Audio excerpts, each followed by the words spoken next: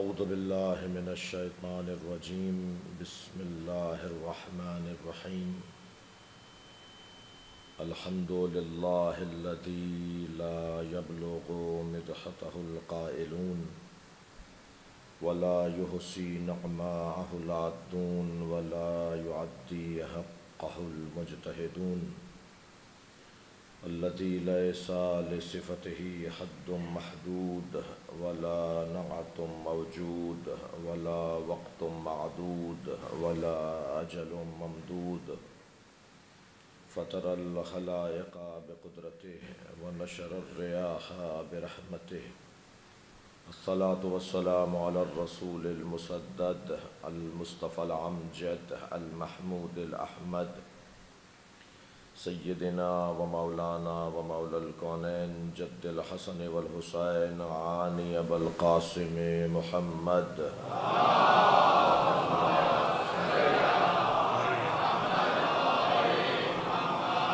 وآله الطيبين الطاهرين المعصومين الذين قال الله إنما يريد الله ليذهب عنكم الرجس أهل البيت ويطهركم تطهيرا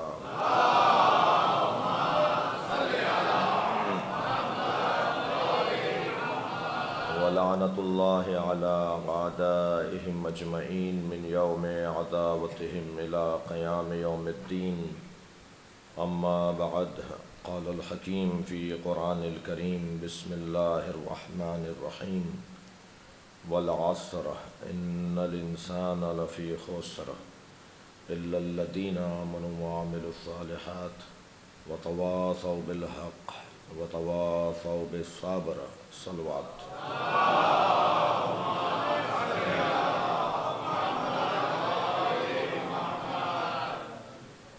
سورہ مبارکہ والعصر کا ابتدائی حصہ والعصر قسم ہے عصر مصطفیٰ کی، ایک ایک لمحہ یادگار، ایک ایک لمحہ تاریخ ساز، ایک ایک لمحہ اس حیثیت کا کہ اسے دہرانا سنت،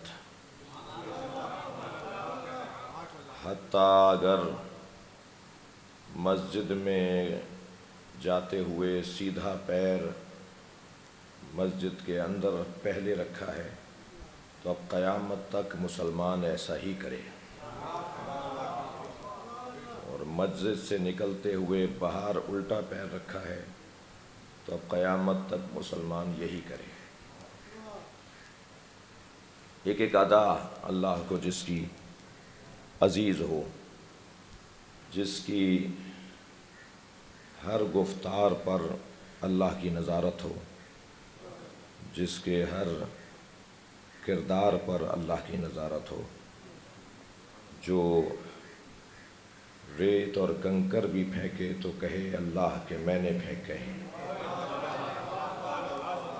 جو اگر ایک لفظ بھی بولے تو کہے اللہ کہ میں نے کہلوایا ہے، جس نبی کی زندگی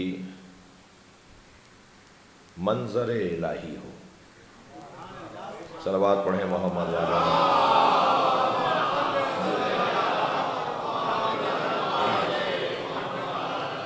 جس ذات کو اللہ اتنا عزیز رکھتا ہو کہ حسان ابن ثابت نے تو رضی اللہ تعالیٰ عنہ بڑا حسین ان کے کلام میں، ان کی نعت میں ایک جملہ ہے کہ جس کا مفہوم یہ ہے، نعت کبھی تفصیل سے مکمل سنائی جائے، فرماتے ہیں کہ اللہ نے اے مصطفیٰ تمہیں خلق کرتے ہوئے تم ہی سے پوچھا کہ کیسا بناؤں، تم بتاؤ کہ تمہیں کیسا بناؤں۔ تو جس کی زلفیں بھی اللہ کو عزیز ہوں، جس کی بھویں بھی اللہ کو پیاری لگیں، جس کا قد مبارک بھی اللہ کو عزیز ہو، عزیزان گرامی یہ مکمل ذات معجزہ میں اپنے الفاظ میں کہوں گا تو وزن ہی نہیں رہے گا۔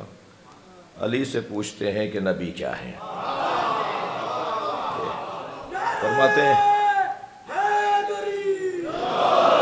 فرماتے ہیں لِكُلِّ عُضْوٍ عَلَى مُعْجِزَةٍ، اللہ نے نبی کے ہر عضو کو معجزہ عطا کیا،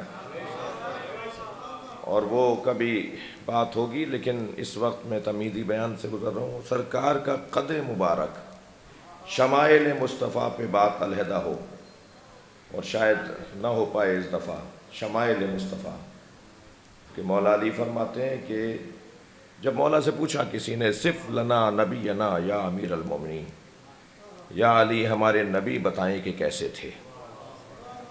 اچھا عجیب حسن ہے کہ جو پوچھ رہا ہے اس نے نبی کو دیکھا تھا۔ پوچھنے والا وہ صحابی محترم ہے جس نے خود نبی کو دیکھا تھا، مگر بھائی دید بھی تو مختلف ہے، دیکھنے والا بھی تو مختلف ہے۔ تراہم ینظرون الیک وہم لا یبصرون، قرآن کی آیت تو بڑا ایک عجیب پیغام دیتی نظر آتی ہے۔ اے میرے حبیب تم نے دیکھا کہ یہ تمہیں دیکھتے ہیں اور نہیں دیکھتے؟ تراہم ینظرون الیک، تم نے دیکھا کہ ینظرون الیک تمہاری طرف نگاہیں ہوتی ہیں، وہم لا یبصرون۔ صلوات پڑھیں ذرا محمد و آل محمد۔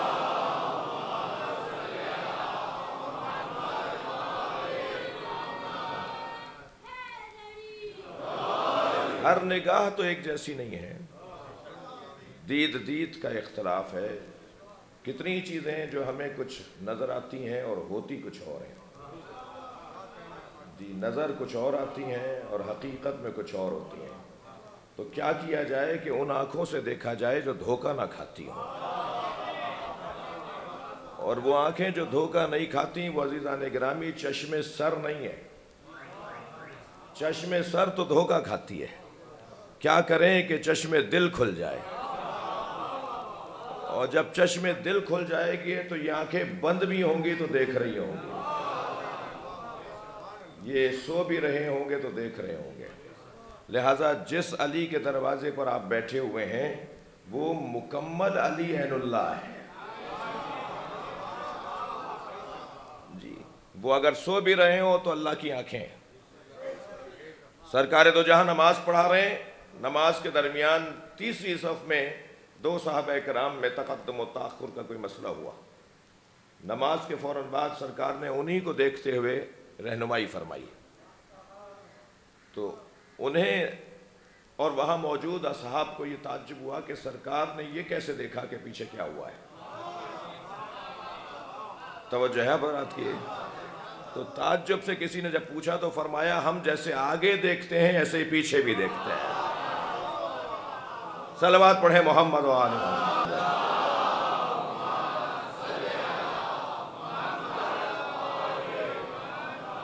یا علی صف لنا نبینا کانی انظر الیہ، ایسے بیان فرمائیں گویا میں نبی کو دیکھ رہا ہوں۔ تو مولا علی نے نبی کے شمائل بیان فرمائے، اور یہ بڑی مطول روایت ہے۔ ہاتھ سرکار کے کیسے تھے، ناخنوں کا ذکر بھی مولا علی نے فرمایا، بال سرکار کے کیسے تھے، بھویں اور پلکیں کیسی تھیں، سرکار کی بینی مبارک ناک کیسی تھی، سرکار کے کان اور کان کی لو کیسی تھی، سرکار کی آنکھوں سے نور کیسا نکلتا تھا، سرکار کے لب مبارک جب جدا ہوتے تھے تو دانتوں سے روشنی کیسی نکلتی تھی۔ تو ایک ایک عضو کے بارے میں مولا علی کا فرمان وہ میں کبھی توفیق پاؤں گا انشاءاللہ، اگر اللہ نے چاہا تو کبھی تفصیل سے بیان ہو۔ حسین روایت ہے اور نبی کی محبت میں اضافے کا سبب روایت ہے، مگر اس وقت بات آ رہی تھی تو میں نے سوچا کہ یہ جملہ آپ کو ہدیہ کر دوں کہ مولا فرماتے ہیں قد مبارک کے بارے میں کہ آپ کا قد کتنا بڑا تھا۔ جی میں یہ بات اس عزا خانے میں گزشتہ سے پیوست کر چکا ہوں کہ ادب اور احترام انسان کو ترقی عطا کرتا ہے، اور بے ادبی اور بے احترامی انسان کو آسمان سے زمین پر لا گراتی ہے۔ لہٰذا میں اپنے بچوں اور جوانوں سے کہوں گا کہ الفاظ کا استعمال کس کے لیے کیا کیا جا رہا ہے، اس کا خیال رکھا جائے۔ جتنا ادب اور احترام کا خیال رکھا جائے گا اتنا ہی توفیقات میں اضافہ ہوگا، اور جتنی بے ادبی اور بے احترامی ہوگی اتنا ہی توفیقات سلب ہوں گی۔ انسان بہت سا کام کر سکتا ہوگا، نہیں کر پائے گا۔ ایک جوان میرے پاس آیا، کہنے لگا مولانا آج کلاس میں ہمارے استاد نے کہا کہ مولا علی کا قد چھوٹا تھا، نقل قول کر رہا ہوں۔ تو میں نے بے ساختہ کہا تمہارے استاد کا قد چھوٹا ہے، تمہارے وہ انسان استاد کیسے ہو سکتا ہے جسے علی کا ادب نہ ہو؟ اسے سوچنا چاہیے تھا کہ یہ لفظ کیا بول رہا ہوں۔ ہاں اگر اسے یہ بتانا بھی تھا کہ قد کیسا تھا تو یہ کہتا کہ مولا علی کا قد لمبا نہیں تھا، بات بھی ہو جاتی اور ادب کا خیال بھی رہتا۔ تو سرکار دو جہاں کے بارے میں مولا علی سے جب قد پوچھا گیا کہ نبی کا قد کیسا تھا تو حضرت نے فرمایا اللہ اکبر، کلما مشى مع احد ان کان اطول منه ان کان طویلا، کلما مشى مع احد کان اطول منه ان کان طویلا۔ نبی مکرم جب کبھی کسی کے ساتھ کہ جس کا قد لمبا ہونے میں شہرت تھی، مثلا اس کا قد لمبا تھا، یہ مشہور تھا بڑے لمبے قد والا ہے، جب بھی سرکار دو جہاں کسی ایسے کے ساتھ چلتے تھے جس کا قد بہت لمبا تھا تو اس کا قد نبی سے چھوٹا نظر آتا تھا۔ صلوات پڑھیں محمد و آل محمد۔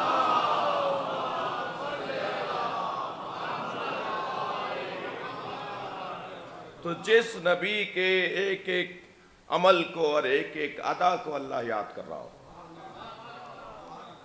یعنی حد ہے کہ اس نبی کی زندگی میں آنے والے سالوں کی قسم اللہ کھا رہا ہے۔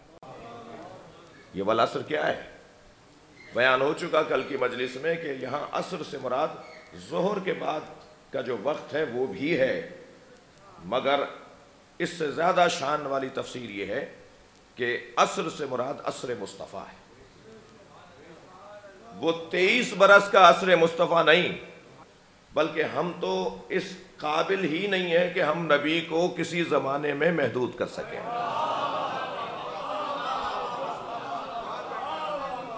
23 برس کا نبی نہ ڈھونڈو، بلکہ اگر ظاہری حیات طیبہ پر ہی جانا ہے تو 63 برس تک دیکھو۔ نبی جب سے دنیا میں آئے کم سے کم تمہاری نگاہوں میں نبی ہونے چاہیے، اور اگر نگاہ مصطفیٰ اور نگاہ مرتضیٰ سے دیکھا جائے تو یہ اس وقت بھی نبی تھے جب آدم کی خلقت نہیں ہوئی تھی۔ میں اس وقت بھی نبی تھا جب آدم آب و گل کی درمیانی کیفیت میں تھے۔ اور عزیزان گرامی، بڑے بڑے دعوے کرنا بہت اچھی بات نہیں ہے، لیکن مکمل کوشش ہوتی ہے ہماری کہ جو بھی بات یہاں سے کی جائے وہ کسی اختلافی موضوع پہ نہ ہو، یعنی اس کا حوالہ، اس کی سند اس انداز سے پیش کی جائے یا کم سے کم ذہن میں ہو کہ اگر کبھی کسی کو کوئی الجھن ہو تو ہم دے سکیں کہ یہ نظریہ صرف شیعہ اور ایک خاص مکتب کا نظریہ نہیں ہے، بلکہ یہ مفاہیم دونوں طرف اور تمام مکاتب فکر نے کہ بزرگوں نے بیان کیے ہیں۔ سرکار، میں نے شاید پہلی مجلس میں یا دوسری میں کہا تھا کہ علماء اہل سنت کہ ہاں جو حدیث الفاظ کے مختلف فرق کے ساتھ بیان ہوتی ہے، کنت نبیًا وآدم بین الجسد والروح، یہ علماء اہل سنت کے ہاں یہ جملہ کیا فرق ہے، کتنا فرق ہے اس حدیث کے فقرے میں اور اس حدیث کے فقرے میں کہ کنت نبیًا وآدم بین الماء والطین، میں نبی تھا اس وقت بھی کہ جب آدم آب و گل کی درمیانی کیفیت میں تھے۔ یا اگر میرے سنی عالم دین نے بیان کیا کہ کنت نبیًا وآدم بین الجسد والروح، آدم جسم اور روح کی درمیانی کیفیت میں تھے، ابھی روح جسم میں ڈالی نہیں گئی تھی، اور میں اس وقت بھی نبی تھا۔ تو سرکار دو جہاں کی نبوت کی بحث جو ہے وہ 23 برس میں نہیں ہے۔ اور یہاں کیونکہ میں عوامی خطیب ہوں، بچہ بھی مجھ سے کچھ سیکھنے آیا ہوگا، اگرچہ میں اس قابل نہیں ہوں کہ کچھ سکھا سکوں، لیکن شاید کوئی جملہ اس کے کام آ جائے۔ اگر کوئی آپ سے زیادہ بحث کرے نا کہ نبی ہمارے 40 سال کے بعد نبی ہوئے، 40 سال کی عمر تک وہ نبی نہیں تھے، عزیزان گرامی، تو اسے ایک موٹی سی بات یہ کر دیا کرو کہ تمہیں آنے میں 40 سال دیر لگی ہے، وہ 40 سال کے بعد نہیں ہوا ہے۔ صلوات پڑھیں محمد و آل محمد کا۔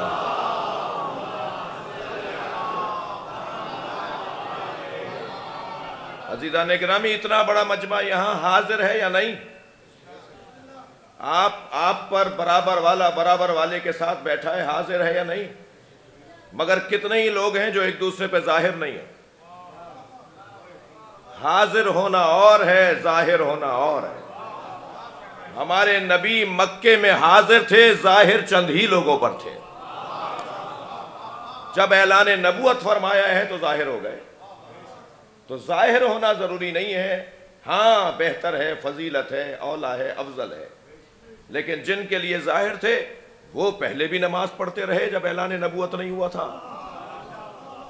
لہذا حضرت عباس ابن عبد المطلب فرماتے ہیں کہ میں اکثر دیکھتا تھا کہ میرا بھتیجا خانہ کعبہ کے اندر ایک انداز اپناتا تھا، قیام کچھ دیر کے لیے، پھر آدھا خم ہو جاتا تھا اور پھر سجدے میں چلا جاتا تھا، اور جب وہ قیام کے لیے تکبیر کہتا تھا تو علی اس کے پیچھے آ کے کھڑے ہو جاتے تھے، اور علی کے پیچھے خدیجۃ الکبریٰ کے کھڑے ہو جاتے تھے۔ یہ نماز جماعت پڑھتے تھے، یہ تو بعد میں نماز کا حکم آیا ہے، تو مجھے کہنے دیجئے یہ نماز کا حکم امت کے لیے بعد میں آیا ہے،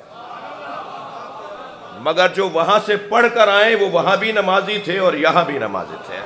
صلوات پڑھیں محمد و آل محمد۔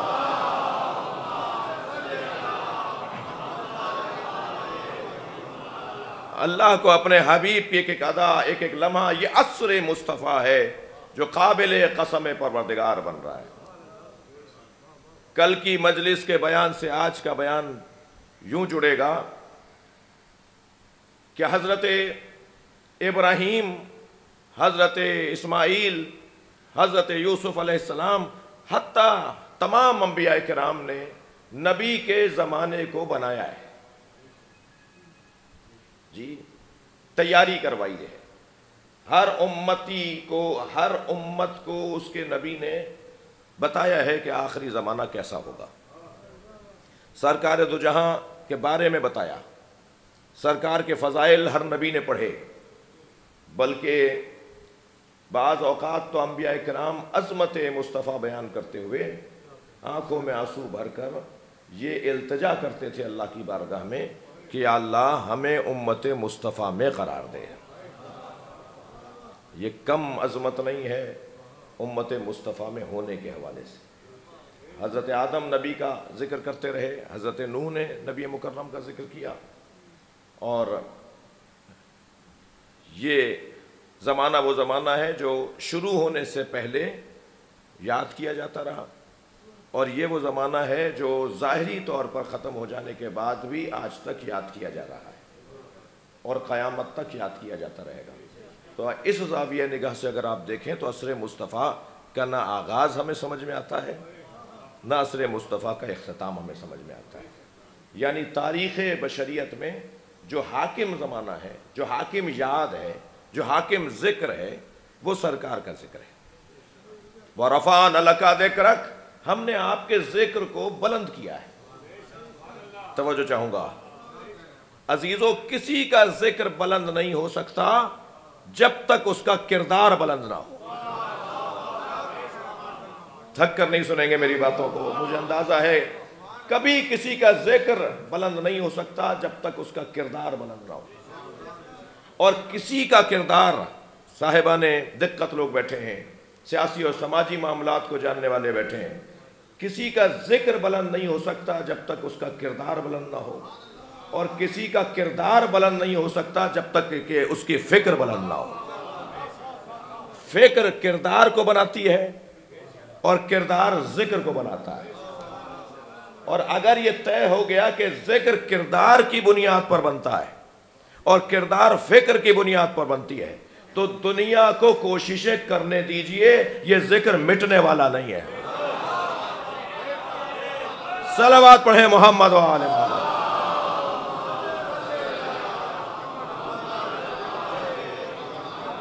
آپ ترتیب میں اس طرح سے سن لیجئے کہ فکر بلند ہوگی تو خود بخود کردار بلند ہوگا، دیکھیے سنی سنائی بات اور ہوتی ہے اور خیالات اور ہوتے ہیں اور فکر اور ہوتی ہے.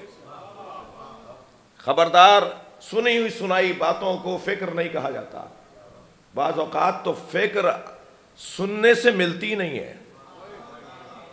فکر کی بلندی، فکر کو بلند کیا جائے، سوچ کو بلند کیا جائے، خیالات یعنی نظریات کو بلند کیا جائے جی. اور نظریات کی بلندی خود بخود کردار کی بلندی کا سبب بنے گی. نگاہیں اونچی ہوں، خیالات بلند ہوں، آرزویں کوتاہ اور عارضی نہ ہوں. جب انسان اس انداز سے سوچے گا اور اس انداز سے سوچتا ہوگا تو اس کا کردار بلند ہوتا چلا جائے گا. جنگ جمل ہے، مولا نے محمد حنفیہ سے کہا جاؤ جا کے اس جنگ کا معاملہ تمام کرو، مگر جب میدان میں جاؤ تو ان 3 باتوں کا خیال رکھنا.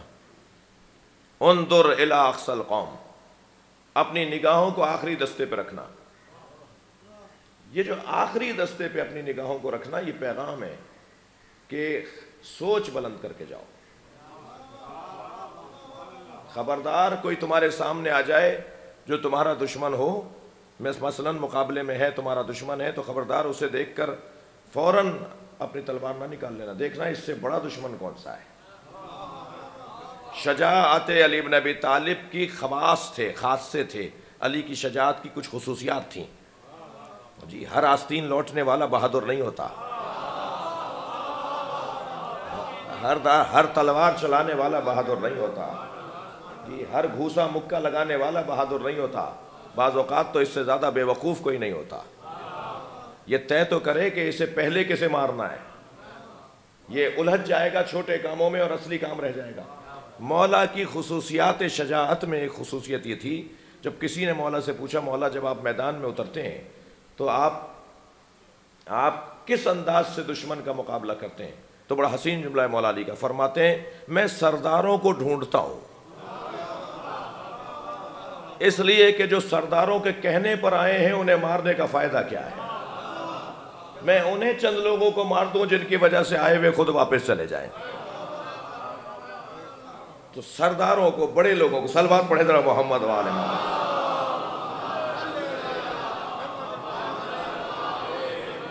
اپنی نگاہوں کو آخری دستے پہ رکھنا تاکہ تم آگے کے دستوں کو کاٹتے ہوئے آگے چلے جاؤ، پہلے دستوں کو کاٹتے ہوئے آگے چلے جاؤ. اور اگر تمہاری پہلے کچھ سوچ تو بناؤ، کیا پڑھنا ہے بیٹا، وہ جو بتا رہا ہے وہ کوئی خاص تعلیم نہیں ہے. کہاں تک جانا چاہتے ہو، جو جواب دیا جا رہا ہے وہ تو کوئی بات ہی نہیں ہے. سوچ اونچی کرو. 10 باتیں سوچو گے تو 2 کر پاؤ گے، اور بات ہی اگر ایک سوچی تو وہ نہیں ہو پائے گی. انسان اپنی فکر کو بلند کرے، سوچ اونچی کرے، اور جو اپنے زمانے کے لیے جیتے ہوں وہ پھر زمانے میں گم ہو جاتے ہیں، اور جو اپنے آپ کو دوسرے زمانوں پہ قربان کر دیتے ہیں بظاہر انہیں قبر میں لٹا دیا جاتا ہے مگر ان کا مزار امامت کر رہا ہوتا ہے، ان کی قبر رہنمائی کر رہی ہوتی ہے. تو بحث اور گفتگو یہ ہے کہ فکر کو بلند کیا جائے. فکر بلند ہوگی خود بخود کردار بلند ہوتا چلا جائے گا، کردار بلند ہوگا خود بخود ذکر بلند ہوتا چلا جائے گا. اس گھرانے کا ذکر اس لیے بلند ہے کہ ان کا کردار بھی بلند تھا اور ان کے کردار کے پیچھے ان کی فکر بھی بلند تھی. دقت فرمائی آپ نے.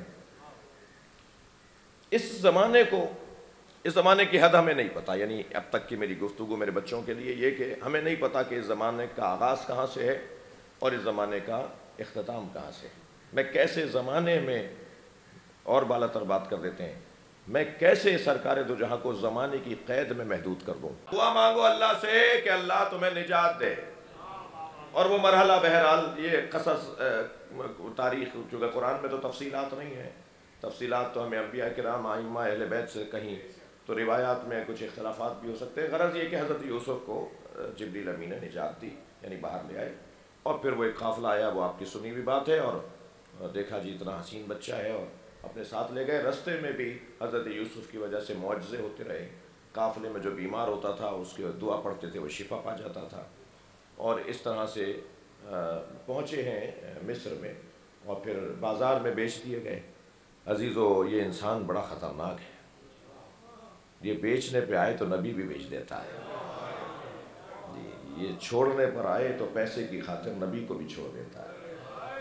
سرکار مدینے کی گلی سے گزر رہے تھے، بچوں نے نبی کو گھیر لیا، کوئی دامن پکڑ رہا تھا، کوئی ہاتھ پکڑ رہا تھا، آگے نہیں جانے دے رہے تھے۔ سرکار نے اپنی جیب میں ہاتھ ڈالا، اخروٹ کے دانے تھے۔ یہ شاید سنت بھی ہے کہ اپنی جیب میں کہیں جاؤ جہاں بچے ہوں تو کوئی ٹافیاں وافیاں لے جایا کرو۔ سرکار نے جیب میں ہاتھ ڈالیا تو اخروٹ کے دانے نکلے۔ میرے مولا نبی نے ایک ایک اخروٹ کا دانہ ایک ایک بچے کو دیا، جسے دانہ ملتا رہا، اخروٹ ملتا رہا، وہ جاتا رہا۔ تو اپنے اصحاب کو دیکھ کے فرمایا، دیکھا انہوں نے اخروٹ کے عوض مجھے چھوڑ دیا۔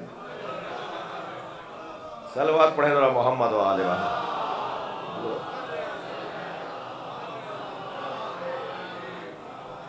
تو یہ تو انسان اتنا خطرناک ہے، یہ کبھی نبی بیچتا ہے، کبھی قرآن بیچتا ہے، کبھی حدیثیں بیچتا ہے۔ آپ ناراض کیوں ہو رہے ہیں؟ کبھی محراب بیچتا ہے، کبھی ممبر بیچتا ہے، کبھی خود کو بھی بیچ دیتا ہے، اسے پتہ نہیں چلتا کہ بک چکا ہے۔ یہ اتنا غافل ہے کہ یہ خرید و فروخت میں اسے پتہ بھی نہیں چلتا کہ کیا کیا بیچ ڈالا۔ مصر میں لے جا کر بیچ دیا، بازار سجا ہوا ہے اور خریدنے والا عزیز مصر جتنے پیسے کہے، زیادہ سے زیادہ جتنے مانگے گئے اتنے وہ دے کر گھر لے گئے۔ اور بہرحال انہیں کم سن تھے، انہیں پالا۔ زلیخا زوجہ ہیں عزیز مصر کی، تو سن و سال میں بہت طویل فاصلہ ہے، بہت لمبا فاصلہ ہے۔ اور غرض یہ کہ ایک وقت ایسا بھی آیا کہ انہوں نے کچھ ایسے کہ جس پر خواتین کو تعجب ہوا کہ تم یہ کیا باتیں کر رہی ہو، کہا تم خود آ کے دیکھ لو۔ اور پھر وہ ساری داستان جو قرآن مجید میں ہے کہ حسن یوسف کو ثابت کرنے کے لیے ہاتھوں میں چاقو دے دیے اور پھل دے دیا، اور کہا کہ جب یوسف اس کمرے میں داخل ہوں، ایک دروازے سے آئے، دوسرے سے انہیں جانا تھا، تو جب داخل ہوں میں آواز دوں گی، پھر یہ سیب کاٹ دینا، یہ پھل کاٹ دینا۔ اور انہوں نے آواز دی اور وہ داخل ہوئے اور انہوں نے چھریاں چلانا شروع کی، تو سیب کٹا یا نہ کٹا مگر انگلیاں کٹنا شروع ہو گئی۔ اور حضرت یوسف ایک دروازے سے دور، کیونکہ ظاہر ہے ان کے ساتھ تھے، انہوں نے ان کو پالا تھا، ان کا ایک اثر تھا اور ادب احترام بھی تھا، بڑے اور چھوٹے کا ادب بھی تھا۔ اور پھر جب سب کے ہاتھ زخمی ہوئے تو پوچھا کیا ہوا، کہا ہمیں تو پتہ بھی نہیں چلا، ہم نے اپنی انگلیاں کاٹ لیں۔ مجھے دو مصرے یاد آ رہے ہیں، جناب فاروق ستار صاحب ہدیہ کر رہا ہوں کہ صلوات پڑھیں ذرا محمد و آل۔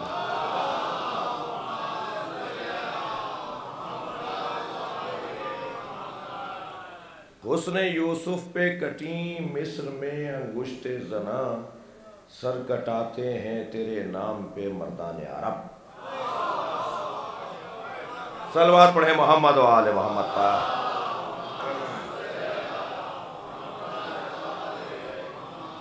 تو یہ قصہ، اور پھر مختصر یہ کہ ایسا وقت بھی آیا کہ حضرت یوسف کے لیے انہوں نے اہتمام کیا اور اپنی کنیزوں سے کہا کہ لے کر آؤ، اور خود بن سنور کے بیٹھی، اور پھر محل کے اندر 7 حجروں سے ہوتے ہوئے ان کا حجرہ تھا، اور ہر حجرے پر باہر سے تالا ڈالا جاتا رہا۔ انہیں پہنچا دیا حضرت یوسف کو زلیخا کے حجرے میں، اور سارے دروازوں کو باہر سے بند کر دیا۔ اور ادھر جب انہوں نے ارادہ کیا تو حضرت یوسف نے اپنے اللہ سے پناہ مانگی، شیطان مردود کی۔ تو جیسے ہی کہا نا کہ یا اللہ میری مدد فرما، شیطان کے حملات سے مجھے پناہ عطا فرما، تو زلیخا کو بھی یاد آیا کہ اس کا بھی کوئی اللہ ہے۔ شاید اسی وجہ سے بار بار اذانیں کہلوائی جاتی ہیں کہ شاید کسی کو یاد آ جائے کہ ان کا بھی کوئی اللہ ہے۔ یہ بار بار صدائے اذان سے چڑا نہ کریں، بلکہ یہ حکم اس لیے دیا گیا ہے کہ انسان نسیان سے ہے، یہ بھول جاتا ہے کہ عبادت بھی کرنی ہے۔ تو جب حضرت یوسف نے اللہ کو اسے بھی یاد آیا، اور اسے کیا کیا جی، ایک دم دیکھا کہ وہ کونے میں ایک حجرے کے ایک کنارے میں مورتی رکھی ہوئی ہے جس کی یہ پوجا کرتی تھی، تو اس پہ جا کے چادر ڈال دی۔ تو حضرت یوسف نے فرمایا یہ کیا کیا تم نے؟ کہنے لگی مجھے اپنے اللہ سے حیا آ رہی ہے۔ تو حضرت یوسف نے فرمایا تم نے تو اپنے اللہ پر چادر ڈال دی، میرے اللہ کی آنکھوں پہ پردہ نہیں ڈالا جا سکتا، وہ ہر حال میں مجھے دیکھتا رہے گا۔ یہ کہہ کر پلٹے ہیں دروازے کی طرف۔ اچھا پتہ ہے کہ دروازہ باہر سے بند ہے، مگر اس کے باوجود کوشش کرنا انسان کا کام ہے۔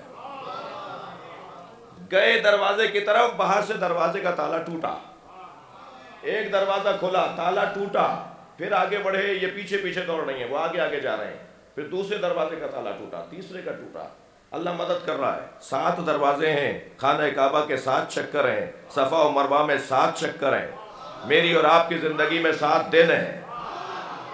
یاد رہے کہ 6 دن تک تو مدد آتی رہے گی، 7ویں دن تمہیں خود بھی کچھ کرنا پڑے گا، اور کوئی آزمائش بھی آ سکتی ہے، کوئی امتحان بھی آ سکتا ہے۔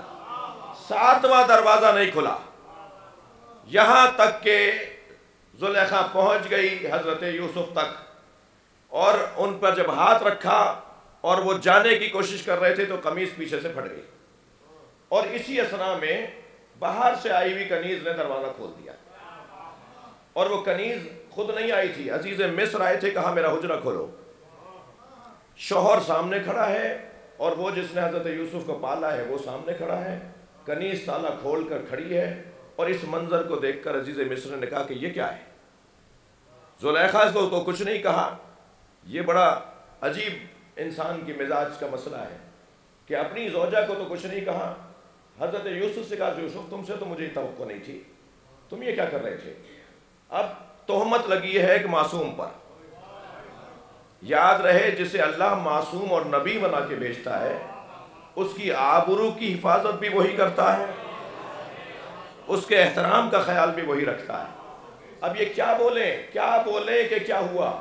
سامنے کی چیز ہے، نظر آ رہا ہے، ایسا کچھ محسوس ہو رہا ہے، کیا جواب دیں؟ اللہ جانتا ہے اور یوسف جانتے ہیں یا زلیخا جانتی ہے کہ ہوا کیا ہے۔ جیسے ہی حضرت یوسف نے اللہ سے لو لگائی تو ایک غیر معصوم بچہ، شیرخوار بچہ، دودھ پیتا بچہ بولا۔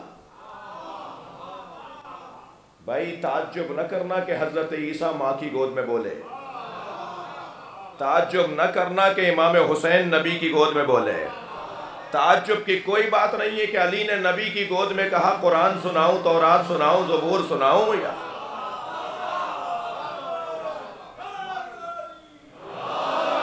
وہ شیرخوار بچہ جو زلیخا کی بہن کا بچہ تھا، یہ ملنے آئی ہوئی تھی اپنی بہن سے، تو فوراً وہ بچہ گویا ہوا، اِنَّا قَمِيصَهُ قَدْ مِنْ قَبْلُ فَصَدَقَتْ، یہ قرآن کے الفاظ ہیں۔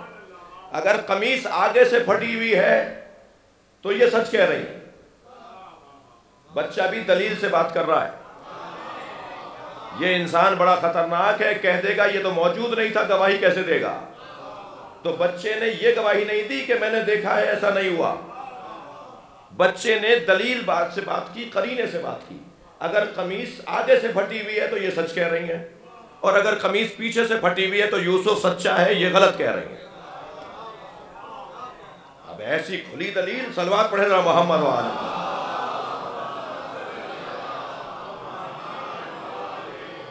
ایسی روشن دلیل اس کے آگے کیسے رک جائے؟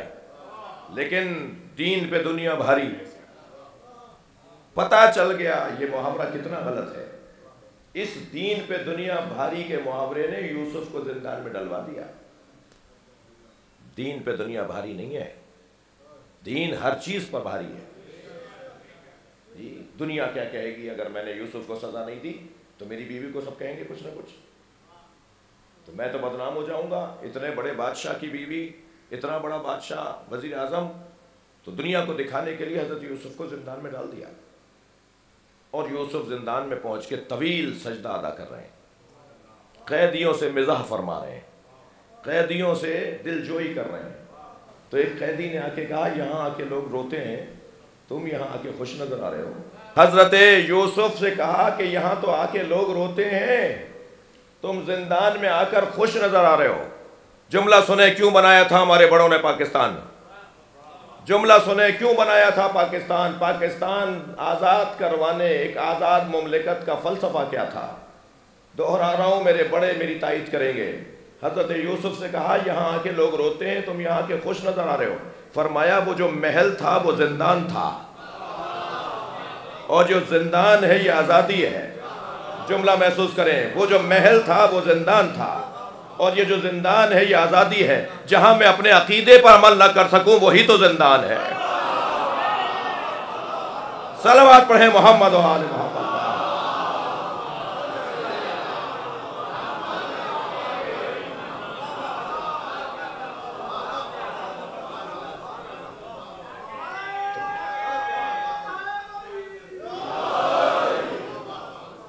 ایک دو سال نہیں رہے زندان میں، سال ہائے سال زندان میں رہے، بلکہ قیدیوں کو آزادی دلوانے زندان گئے تھے۔ کتنے ہی قیدی ہیں جنہیں زندان سے آزادی ملتی رہی، اور بالآخر 2 قیدیوں کو تو ان کے خواب کی تعبیر بتائی، اور وہ خواب جب پورے ہوئے اور پھر جب بادشاہ مصر نے خواب دیکھا اور تعبیر قرین قیاس اور قرین عقل کوئی بتا نہیں پایا، تو انہی 2 قیدیوں نے جو آزاد ہو کر بادشاہ مصر کے نوکروں میں سے تھے، دربار کے نوکروں میں سے تھے، انہیں یاد آیا کہ بھئی ہمیں بھی تو کسی نے زندان میں تعبیر خواب بتائی تھی، اور جیسی بتائی تھی ایسا ہی ہوا۔ تو انہوں نے کہا حضور آپ کے خواب کی تعبیر کوئی نہیں بتا رہا، ایک زندان میں قیدی ہے جو خواب کی تعبیر بتاتا ہے، اور جو بتاتا ہے وہ سچ بتاتا ہے۔ کہا وہ کون ہے؟ کہا وہ ایسا ہے۔ جب انہیں یاد آنا شروع ہوا تو انہوں نے بتایا تو وہ بہت بڑا عبادت گزار ہے، بہت بڑا انسان ہے۔ کہا ہمارے قید خانے میں کیوں ہے؟ کہا قصہ یہ ہوا تھا کئی سال پہلے آپ بادشاہ نہیں تھے، آپ کے ابا بادشاہ تھے، اس وقت میں عزیز مصر کی روجہ میں اور ان میں ایک مسئلہ ہوا تھا، اس کی بنیاد پر عزیز مصر نے انہیں زندان میں ڈلوا دیا تھا۔ انہوں نے بلوا لیا حضرت یوسف کو، کہا بلا کے لے آؤ۔ تو حضرت یوسف نے فرمایا مجھے آزادی نہیں چاہیے۔ کہا جی آزادی کیوں نہیں چاہیے؟ کہا پہلے میرا فیصلہ کیا جائے، ایسے نہیں جب چاہا ڈلوا دیا جب چاہا چھڑوا دیا۔ بھائی صلوات پڑھ لیں محمد و آل محمد۔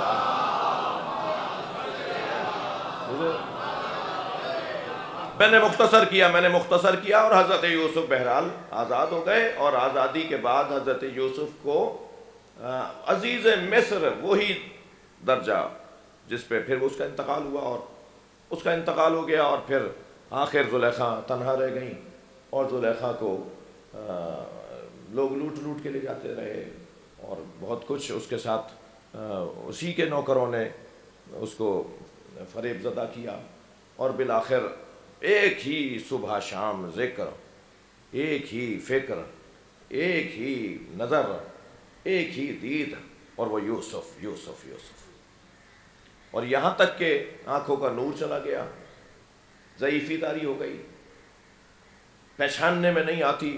کوئی پرانا آدمی اگر کوئی پرانی خاتون ملے دیکھے تو پہچانتی نہیں ہے کہ تم ہی ہو وہ اب جو حسن میں اپنے مشہور تھی، اور جس کا حسن مشہور تھا۔ بالآخر حضرت یوسف کے عشق میں زندگی تمام ہونے کو ہے، یہاں تک کہ شاید ایسا محسوس ہو رہا ہے، تاریخ کہتی ہے کہ صبح مریں یا شام مریں، اس حد تک لاغر و ناتوان ہو چکی ہیں۔ معلوم ہوا کہ ہمارے محلے سے گزر ہے یوسف کا، اور یوسف عزیز مصر ہے، یعنی جس عزیز مصر نے خریدا تھا اس پوسٹ پر ہے، وزیر اعظم ہے، یوسف عزیز مصر ہیں، اور گزر ہو رہا ہے ان کا ہمارے محلے سے، وزٹ پر ہیں، دورے پر ہیں، ان کے ساتھ ایک فوجیوں اور سپاہیوں کے دستے ہوں گے، ایک شان سے ان کا دورہ ہوگا۔ مجمع ایک نگاہ دیکھنے کے لیے روڈ کے رستے کے اطراف میں جمع ہے، جہاں سے گزر رہے ہیں دائیں بائیں مجمع لگا ہوا ہے دیدار کرنے کے لیے اور دیکھنے کے لیے۔ تو کسی کو آواز دے کر کہا مجھے اس جگہ تک لے جاؤ جہاں سے یوسف کا گزر ہے، تو کوئی سہارا دینے کو بھی تیار نہیں تھا، یہ حالت ہو چکی تھی۔ چند لوگوں نے، کسی نے یہاں تک پہنچا دیا، کسی نے بالآخر وہاں کر کھڑی ہو گئی، مجمع میں کھڑی ہے۔ حضرت یوسف کا جب گزر ہوا تو آواز دی، ان کا گھر کا نام، گھریلو نام ان کا پکارا، تو حضرت یوسف کے ایک مرتبہ متوجہ ہوئے کہ یہ نام تو میرے یا میرے والد جانتے ہیں، یا میری ماں جانتی ہیں، میرے بھائی جانتے ہیں جو کنعان میں ہیں، یہاں ہے ہی نہیں، اور یہ کون ہے جس نے میرا نام پکارا ہے؟ تو اس جانب دیکھا تو سمجھ یعنی متوجہ نہیں ہوئے، اور پھر کچھ آگے بڑھے، پھر آواز لگائی تو فرشتے نے آواز دی، یوسف رک جاؤ، تمہاری چاہنے والی جسے اللہ چاہتا ہے، نبیوں سے محنت، نبیوں سے محبتیں فضول نہیں جاتی۔ توجہ چاہوں گا، ایک مرتبہ حضرت یوسف نے اپنی سواری روک لی اور اس جانب دیکھنے لگے تو دیکھا کہ ایک خاتون ہے جو گرتی پڑتی آگے آ رہی ہے، قریب آ کے کھڑی ہو گئی تو حضرت یوسف سے کہنے لگی مجھے پہچانو، تھک تو نہیں رہے آپ سے پوچھ رہا ہوں، کہنے لگی مجھے پہچانو. تو حضرت یوسف نے فرمایا یہ تمہاری آرزو اچھی نہیں ہے، بتاؤ کہ تم کون ہو؟ تو کہا کہ میں زلیخا ہوں. تو اب حضرت بحار الانوار کی روایت اور روایت بیان کر رہے ہیں مولا علی. صلوات پڑھیں ذرا محمد والے.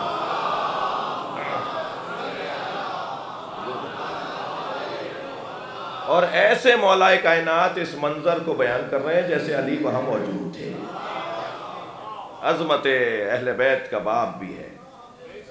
جب کہا نا میں زلیخا ہوں تو حضرت یوسف نے دیکھ کر کہا یا زلیخا ملذی دعاک ہناک، یہ اس حالت میں تمہیں کس چیز نے پہنچا دیا؟ یہ کیا ہو گیا تمہیں؟ جی کیا تھا، کیا ہو گیا، کیسی تھیں، کیسی ہو گئی؟ کہا یا زلیخا ملذی دعاک ہناک، تمہیں اس حالت میں کس نے پہنچایا؟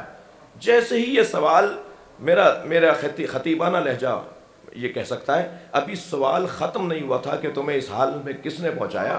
بے ساختہ کا حسن و وجہ کا یا یوسف، تمہارے چہرے کے حسن نے میرا یہ حال کر دیا ہے. حسن و وجہ کا یا یوسف، تمہارے چہرے کے حسن نے میرا یہ حال کر دیا.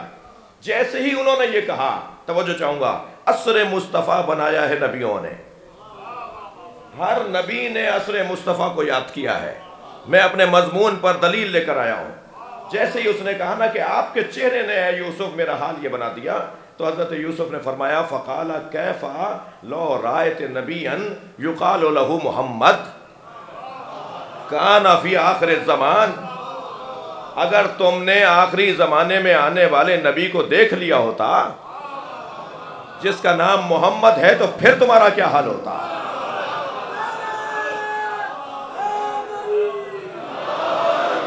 اگر تم نے آخری زمانے میں آنے والے نبی کو دیکھ لیا ہوتا جس کو محمد کہا جاتا ہے تو تمہارا کیا حال ہوتا؟ اب 3 صفتیں حضرت یوسف نبی مکرم کے جمال کی بیان کر رہے ہیں. فرما رہے یکونو فی آخر زمان کانا احسنو منی وجہن، جان لو کہ ان کا چہرہ مجھ سے کہیں زیادہ حسین ہے، وہ حسن میں مجھ سے کہیں زیادہ حسین ہے. احسن منی خلقن، ان کا اخلاق مجھ سے کہیں زیادہ بلند ہے. اس کے بعد والا جملہ سنیں، وَأَسْمَهُ مِنِّي كَفًا، اور سخاوت میں مجھ سے کہیں زیادہ آگے ہیں. عزیزان گرامی، ان 3 کمالوں میں 2 کمالات وہ ہیں کہ جو انسان خود حاصل کر سکتا ہے، ایک سخاوت اور ایک اخلاق. تو اس سے محبت کر جو میرے حسین سے محبت کر. حسین کا رونا نبی کو گوارا نہیں. ایک کوچے سے گزر رہے ہیں،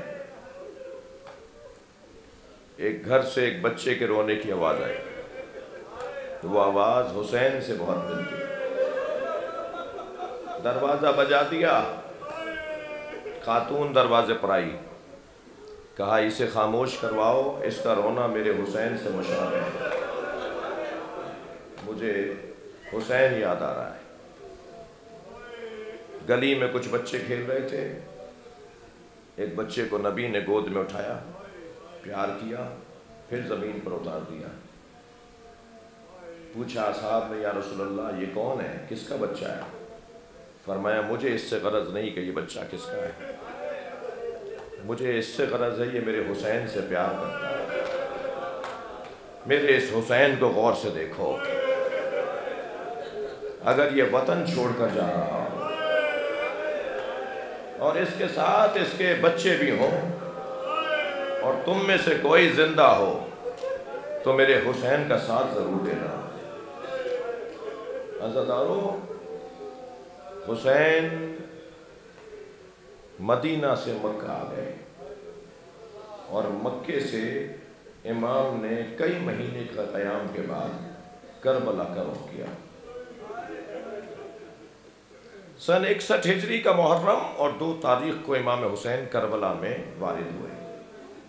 جب کربلا میں وارد ہوئے تو گھوڑا چلتے چلتے رک گیا۔ بہت چاہا کہ گھوڑا آگے بڑھے مگر ذوالجناح آگے نہیں جاتا، تو فرمایا کہ ذرا معلوم کرو اس زمین کا نام کیا ہے۔ تو قریب کی ایک آبادی جو وہاں کا ایک گاؤں تھا، وہاں کے بزرگوں سے پتہ کیا تو مختلف نام بتائے، نینوا، ماریا۔ ایک ضعیف العمر بزرگ بھی تھا جس کے ہاتھ میں عصا تھی، وہ کانپتا ہوا آگے آیا اور کہا حسین آگے چلے جاؤ، آگے کہیں قیام کر لینا۔ امام نے فرمایا آپ اس جگہ کا نام بتائیے، اس زمین کا نام کیا ہے؟ کہا حسین ھذا کرب و بلا، یہ عرض کرب و بلا ہے۔ امام نے فوراً ہاتھوں کو بلند کیا اور پڑھا انا للہ و انا الیہ راجعون۔ اور ایک وہ مہمان ہے جسے امام حسین نے خط لکھ کر بلایا ہے، وہ مہمان حبیب ابن مظاہر ہے۔ جب جناب زینب نے کہا نا بھائی دشمن کے تو لشکر میں اضافے پہ اضافہ ہے، آپ کا کوئی چاہنے والا نہیں ہے جو مدد کو آئے؟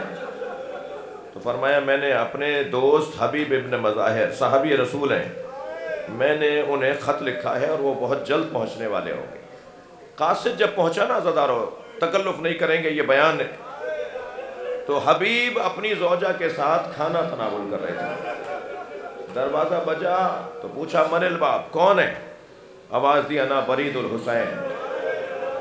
بس یہ جملہ سنا ہاتھ پیر پھولنے لگے، دسترخوان چھوڑ کے دروازے پر آئے، امام حسین کے خط کو ہاتھوں میں لے کے آنکھوں سے لگایا، خط کو کھول کے پڑھنا شروع کیا تو اس میں 2 سطروں کا مختصر خط تھا۔ مجموعی طور پہ 2 سطریں ہیں جو امام حسین نے لکھی ہیں۔ بسم اللہ کے بعد لکھا ہے یہ حسین ابن علی کی طرف سے ہے، رجل فقی حبیب ابن مظاہر کے نام۔ سلام لکھ کر کہا حبیب تمہیں ہماری نبی سے نسبت کا احساس تو ہے کہ ہمارا نبی سے کیا تعلق ہے؟ اگر تمہیں ہماری نسبت رسول سے کا احساس ہے تو جان لو کربلا میں دشمنوں میں گھر چکا ہوں۔ والسلام حسین ابن علی۔ عزادارو میں نے ایک بزرگ سے سنا، میں نے خود نہیں پڑھا، کہ اس خط میں ایک سطر اور بھی تھی، اور وہ سطر یہ تھی کہ یہ جان لو کہ میرے ساتھ زینب بھی ہیں، میرے ساتھ نبی زادیاں بھی ہیں۔ والسلام حسین ابن علی۔ کوئی حکم نہیں دے رہے کہ مدد کو آؤ، آگاہ کر دیا میرے مولا نے، آگاہ کر دیا کہ میرے ساتھ اب یہ حالت ہے۔ حبیب نے اپنی زوجہ سے کہا میں بوڑھا ہو گیا ہوں، حسین کی مدد کو جا کر کیا مدد کروں گا؟ تو یہ سب نے لکھا ہے کہ زوجہ نے کہا پھر مجھے اجازت دے دو، اس لیے کہ تم ہی نے تو بتایا ہے کہ ان کے ساتھ زینب بھی ہیں۔ کہا میں تو تمہارا امتحان لے رہا تھا، یہ کیسے ممکن ہے مجھے حسین بلائیں اور میں مدد کرنے نہ جاؤں؟ اجر و کمل اللہ، تھکیں گے نہیں رونے سے، یہ ایام گریے کے ہیں۔ اپنے غلام کو بلا کر کہا کہ گھوڑا میرا آمادہ کرو اور شہر کے فلاں رستے پہ جا کے کھڑے ہو جاؤ، جو شہر سے باہر نکلنے والے مختلف رستے ہیں، فلاں رستے پہ جا کے کھڑے ہو جاؤ۔ حالات نامساعد تھے، بے راہوں سے ہوتے ہوئے، نامانوس رستوں سے ہوتے ہوئے حبیب پہنچے۔ جب اپنے غلام تک جو گھوڑے کو لیے کھڑا تھا تو کیونکہ آنے میں دیر ہوئی تو غلام گھوڑے سے کہہ رہا تھا کہ اگر کچھ دیر اور لگی اور میرا مالک نہ آیا تو میں تیری پشت پر بیٹھ کر کربلا جاؤں گا، اس لیے کہ نبی کا نواسہ مدد کو بلا رہا ہے۔ حبیب کو بہت اچھا لگا کہ تو نے حسین سے محبت کا اظہار کیا، میں نے اسی بات پر تجھے آزاد کیا۔ پیروں میں گر گیا، کہنے لگا مالک جب آپ کی خدمت کا وقت تھا تو میں آپ کے ساتھ رہا، اب آل رسول کی خدمت کا وقت ہے، مجھے اپنے ساتھ لے جائیے۔ اپنے غلام کو بھی ساتھ لیا اور میدان کربلا کی طرف روانہ ہوئے۔ ابھی حبیب حدود کربلا میں داخل نہیں ہوئے تھے کہ امام نے انتظام کرنا شروع کیا. آوازیں دی میرا دوست آ رہا ہے, میرا مہمان آ رہا ہے. آگے بڑھ کر حبیب کو گلے سے لگایا. اجرکم اللہ, آپ کی محبتیں, اس کا اجر ملے گا آپ کو. آگے بڑھ کر اپنے حبیب دوست کو گلے لگایا, استقبال کیا. مرحبا آفرین تکبیروں کی صدائیں بلند ہوئیں. عزادارو تکرار کر رہا ہوں کہ ایک مرتبہ خیمے سے جناب فضہ نکل کر آئے. امام کے کان میں کچھ کہا تو بی بی سے امام نے فرمایا اماں آپ خود کہہ دیجئے. تو فضہ نے آگے بڑھ کر کہا حبیب تمہیں زینب نے سلام بھیجا. حبیب نے سر سے امامہ اتار دیا.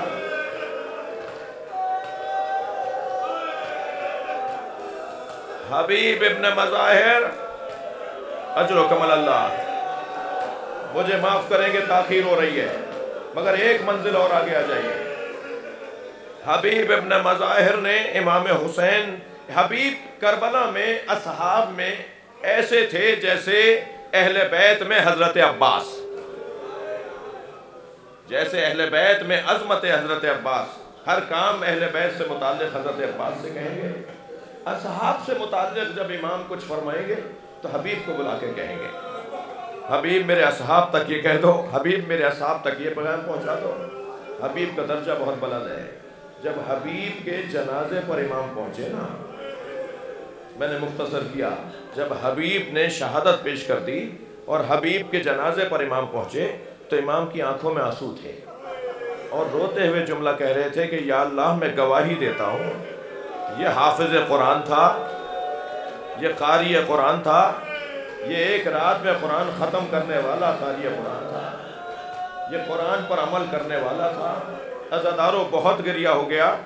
حبیب ابن مظاہر کا جوان بیٹا قاسم ابن حبیب ابن مظاہر, جب باپ کربلا آیا تو قاسم کوفے میں نہیں تھا, سفر پر گیا ہوا تھا, رستے مسدود تھے, کربلا نہیں پہنچ پایا. لیکن جب یہ اسیروں کا قافلہ, نیزے کی انیوں پہ سوار کٹے ہوئے سروں کا قافلہ کربلا سے کوفہ اور کوفہ سے شام گیا, کوفے سے جب گزرنے لگا تو قاسم ابن حبیب نے, جس کے ہاتھ میں نیزہ اور اس نیزے کے انی پر حبیب کا سر ہے, اس سے جا کر کہا یہ میرے بابا ہیں حبیب ابن مظاہر, میں جوان بیٹا ہوں, مجھ سے گوارا نہیں ہے, مجھے میرے باپ کا سر دے دے تاکہ میں اسے دفنا دوں. تو جس کے ہاتھ میں سر تھا مختلف نام ہے. اس نے کہا مجھے دربار شام سے انعام ملنا ہے, کہ جو رقم تجھے وہاں چاہیے وہ میں یہاں دینے کو تیار. مگر کہا نہیں, ہمیں سروں کی گنتی کروائی جاتی ہے, ہمیں سر وہاں تک پہنچانا ہے. سنیں گے عزادارو, قافلہ کوفے سے باہر گیا, بس مجلس مکمل کر رہا ہوں, بہت گریہ ہو گیا. قافلہ کوفے سے باہر گیا تو قاسم ابن حبیب نے 10 نوجوان دوستوں کے ہمراہ حملہ کیا قافلے پر اور اپنے بابا کا سر چھیننے میں کامیاب ہوا. اور سر جب اپنی آغوش میں لے لیا تو دوستوں کو آوازیں لگانے لگا جس کا جوان بیٹا زندہ ہو اس کے باپ کا سر نیزے کی ہنی پر نہیں ہوتا. امام سجاد نے بیڑیاں سنبھالی, امام حسین کے سر کے قریب آ گئے, بابا یہ سچ کہہ رہا ہے, آپ کا بچہ مشیت کا پابند ہے.